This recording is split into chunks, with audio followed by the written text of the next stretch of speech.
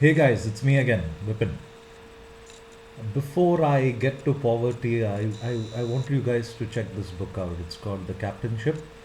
It's one of those books that made me understand this particular concept on poverty slightly different. Okay, I'll just read out a poem here. It's in fact by, one moment, Vijay Shekhar Sharma. Vijay Shekhar Sharma is the CEO of 197 Communications, and he's in fact written a poem which were about poverty when he was 12 years old. Now the poem goes something like, "I am poverty, I love you, and I cannot leave you because you love me even more." Now that's something which you guys need to think about when you want to understand an issue as sensitive as poverty. Okay, this is a very nice book because they've gone about explaining entrepreneurship from the entrepreneur himself. It's a narrative read, and Vijay here has gone about explaining how bad he was in how bad his lifestyle was being in poverty and the different things he had to do to come out of it. Okay, I'll read the poem again. Just try to see if you can make sense of it. "I am poverty, I love you, and I cannot leave you because you love me even more." Okay, now before I come back to this topic, let me go about telling you how poverty is defined in India. That's the second point that is there. You are considered to be below poverty, in fact, if your intake of food is below 2400 calories in rural India, and in fact, if it is below 2100 calories in urban India. With that definition alone, I can tell you so many flaws in fact which is there in the system.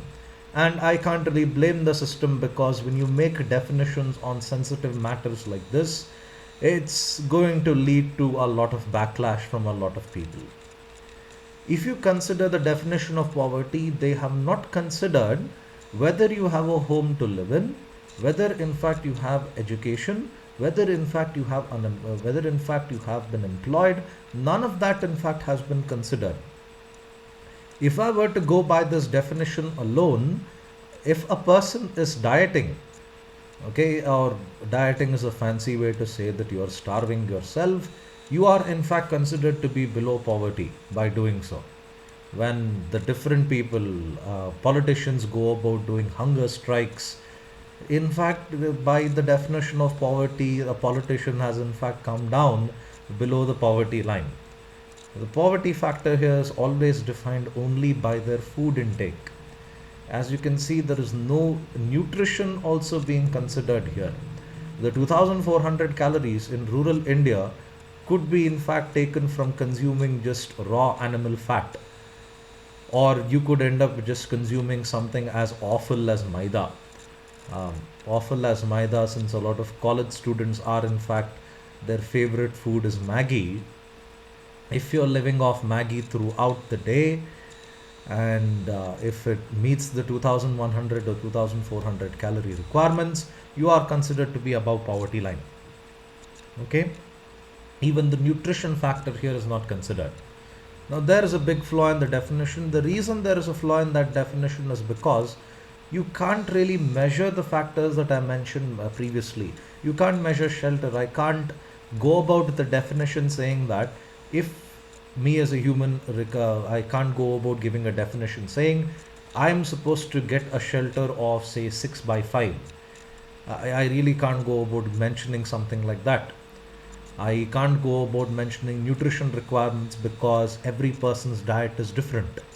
I can't say that I'm supposed to get about 100 grams of protein, about 400 grams of carbohydrates, and about say 10 grams of fat. I can't define things like that because they're a little too vague. So instead, they've gone about giving a very how do I put this, an awkward definition according to me on the poverty being defined based on your food intake and nothing else apart from that. Okay, I made this joke in class previously, but nonetheless, according to the poverty definition, imagine yourself as a guy who is without any clothes and hunting deer in Bandipur. Okay, by the definition of poverty, if you are hunting a deer and assuming you're naked without any shelter at all, You are in fact above the poverty line. A deer would give you at least around 10,000 calories. So according to Government of India, you are above poverty line, even though you are in fact quite naked and you don't have a home. Okay.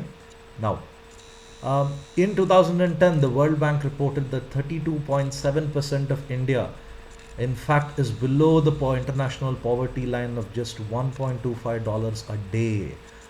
Each time I read that statistic, I actually feel good about the salary that I get, because I am one of the very, very few people in the country who is well above this particular figure. There is a large part of India, in fact, that barely earns $2 a day. And that's to tell you how bad we are in terms of our income groups, in terms of the income that we earn to survive in this country. Okay. Now, moving on. What does poverty lead to? Poverty is usually linked to unemployment. Okay, these things go hand in hand.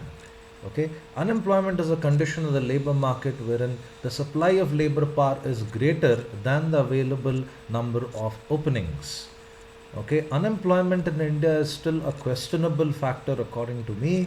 My opinion is there are jobs where people don't really like to go about working in those jobs. If you are in fact brought up in India, you would agree with me when I tell you this.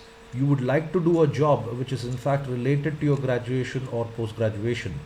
In fact, if you've done a job, say, like if you've done your qualification in, say, MBA marketing, you would in fact be seeking a job in MBA marketing, which is related to, say, selling of goods, branding, advertising, all that.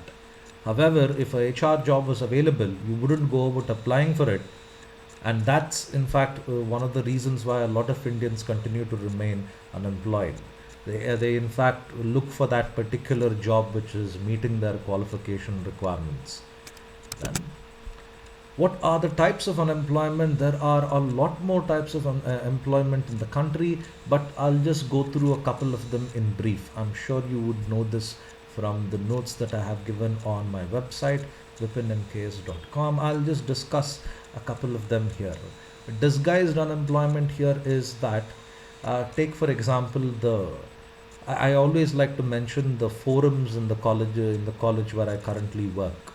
If for example you have work to be done, let's say a poster to be done, I notice that the poster can be done by just about, say, two people can comfortably work on it. On the other hand, I see about 10 people doing it. They'll have a person who is in fact looking at the painting part, the other guy is doing the sketching part, the other guy is doing this bringing in glue and doing the collage work, all that. Now there is a job wherein you just need 2 people to do it, but in fact you nearly have 10 people who are doing it. That happens to be a case of disguised unemployment. A very good example of disguised unemployment would be another situation in the Indian Railways. Indian Railways is one of the largest employers in the country, and government companies are known, in fact, wherein they hire more people than they require because they want to maintain good rapport with the public. Okay, you don't need so many people to do that particular job, but nonetheless you have the situation like that, and that's a case of disguised unemployment. I can even consider a lot of people who are on bench in IT companies. Okay, being on bench is just, you just come to work and you get paid. You don't have any work. You just need to show that you're present every day. Okay, even that is an example of disguised unemployment. Open unemployment, according to me, I don't see this in India, but I do go about seeing this in the US. Okay, in the US, you actually come across cases where the number of jobs in fact available is far below than the number of people who are in fact applying for it. Okay, in US, I'm very happy to mention this. They have accepted the concept of dignity of labor. I've known many people in fact who are willing to work there as waiters, even in fact take up janitorial work just so that they can earn their daily bread. I don't see that going on in India. We still like to pretend that we are above everyone else. Okay, open unemployment, like I said, is wherein the number of jobs available is in fact significantly lower than the number of people who are in fact applying for it. Okay, then measuring unemployment. There are 3 different ways in which you go about measuring unemployment, and the method that you go about using will arrive at different answers, because the way in which you calculate unemployment in each method is different. Excuse me. Usual status here considers the year before the present year when it comes to doing the survey. Now, if I were to do a survey considering the year 2013 and I go about asking a population saying, how many days in this year did you actually work? Okay, how many days in this year did you actually work? In that case, a year is considered when it comes to usual status. The second way in which you go about measuring is the current weekly status. In current weekly status, I would consider a particular week for the survey, and in that week I consider an hour's worth of work which a person must have done. Okay, if he wasn't able to get a single hour of work in that particular week which I'm doing my study, in that situation I would consider the person to be unemployed. The third one is the daily status. Okay, I choose a particular day in the year, and on that particular day if the person happens to be unemployed, then that goes about adding to my study. Okay, as you can see, there are three different ways, and three different ways go about giving three different answers. Okay, and that's again a problem with statistics. If I were to consider a similar study, let's say I'm doing a research on, for example, how many people are interested in the latest iPhone. Okay, if I were to consider a sample of guys, I would notice that a lot of guys, in fact, will give me a lot of very good positive feedback about the iPhone, because it's known that a lot of guys, in fact, are tech freaks. They love gadgets. But if I were to do the same study in terms of considering women in my sample, I would be arriving at a completely different answer. I would probably get an answer wherein very few people go about giving me a positive feedback about the latest iPhone. And it's all a matter of how I go about doing my study. Okay, so there are three different ways in which you measure population and three different answers you arrive when you go about measuring population in these different ways. Okay, then poverty alleviation programs, I don't have the time to go about explaining all of them here, but again, I'll mention this. Go to my website vipinmks.com, vipinmks.com. You will find the notes there, and in that I've explained this in detail. Okay, these questions could in fact come for 5 marks. Then, what is the importance of human health? Okay, now human health is important because unless you're healthy, you actually are not able to contribute much to the economy, or you're not able to contribute much to your own family, right? Firstly, what are the broad objectives that encompass the health system in the country? The first one here would be improve the health status of the population by lowering mortality rates and morbidity rates. Okay, mortality rates here refer to the number of people who happen to be dying, okay, or the age group at which they happen to be dying. Okay, currently in India, the mortality rate happens to be around 60, but I recently read a report wherein they said that the mortality rate has in fact gone up to 65. So people tend to be living about 5 years more. Now, the reason they tend to be living 5 years more is because you have a better healthcare system being put into place. I mean, if you read the reports prior to India's independence, you have very, very scary mortality rates. It shows that the longest you could live in India was about 37, 32. It's pretty scary. Middle age and you have kicked the bucket. That's how bad it was. Morbidity rate here refers to diseases. We have vaccines, we have a lot of work going on in the pharmaceutical sector, and a lot of diseases which were previously quite untreatable. There are quite a few very good high quality drugs that are doing an excellent job in treating these ailments. Then protect the population against financial risks of health problems. Insurance. You would be surprised how many people don't know about how insurance works. And it's very important that you go about explaining to them and telling them, if you spend just about say 2000 per annum on insurance policy, you can prevent from paying lakhs in the future if you were to fall ill. Okay, then respond to citizens' demands and needs. If you remember the Yadurappa government in Karnataka, they introduced those ambulances. which are equipped with medical facility. So you need not wait for the patient to be arrived all the way till the hospital before the treatment can be provided. You have a well equipped hospital within the ambulance itself that's able to meet the requirements of that emergency. Now, apart from health systems, the importance of education, one of my favorite aspects, in fact, an essential human virtue. Yes, it is important that people get an education. Whether or not that education is useful to you, that's a matter which is in fact quite questionable. But it's important that you go about going through the education system. Okay, that's one of the reasons why in the Indian families you have people who tell you graduation is not enough, do a post graduation, keep yourself updated, make sure that you have more degrees added to your qualification. Okay, it's an essential part of human lifestyle, and it's a necessity to society, because the more educated you are, more respect you are able to get in society. Okay, if you look at chartered accountants, doctors, they are highly respected in society because they are having a high degree of education, and that's something which society always respects compared to a person who might just be SSLC pass. Okay, important for the integration of separate entities.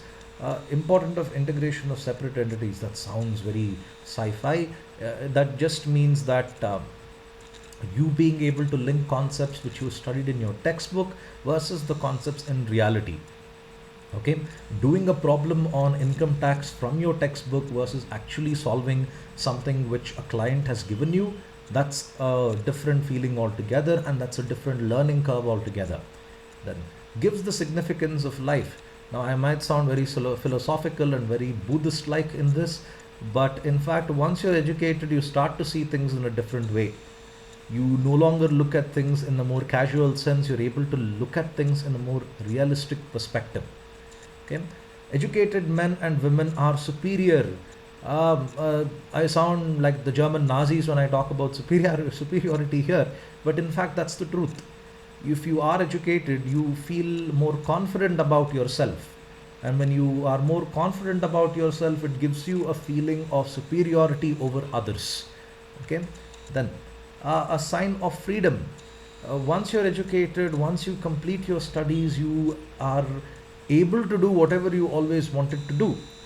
Okay, and that's something which is in fact very important. Basis of good life.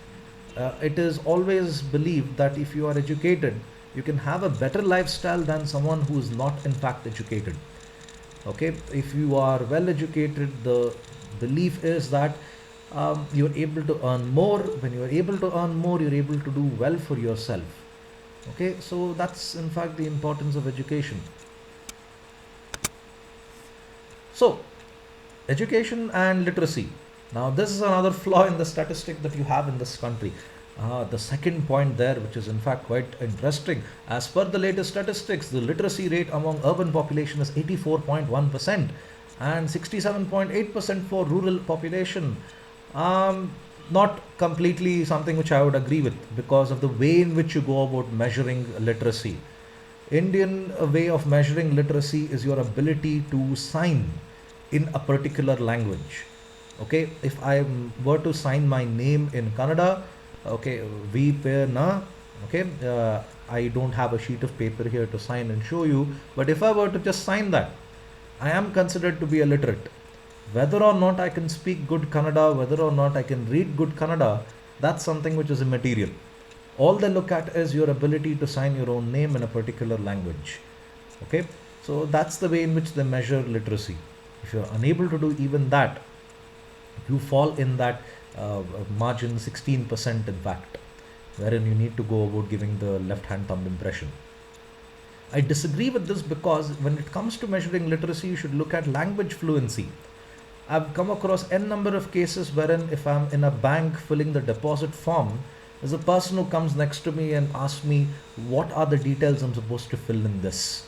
I've noticed most banks at the deposit form, they go about printing that in Hindi and in English. I've even seen some banks who've printed that in Kannada and in English as well.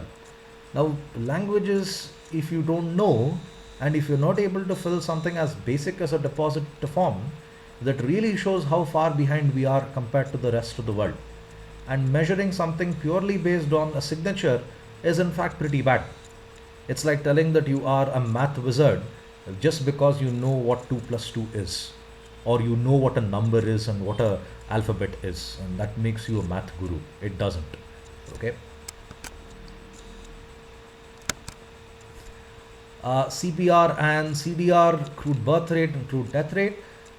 We have 20.97 births per thousand population in CBR and 7.48 deaths per thousand populations in the CDR in this country. Just remember these concepts because they might come for about 2 marks. And I know it's a little weird to imagine 20.97 children being born. Human beings are always measured in whole numbers and thankfully not in fractions. Okay, but nonetheless, this is just a statistic, so go with it. And of course, it's not really possible for 7.48 people to die. Okay, so with this, I conclude your second unit in economics. I hope I was clear with the concepts. If you want more details on the concepts, go to my website and you'll be able to find notes on it. And in case you've not subscribed to my videos, please do. And once again, thank you. Have a nice day.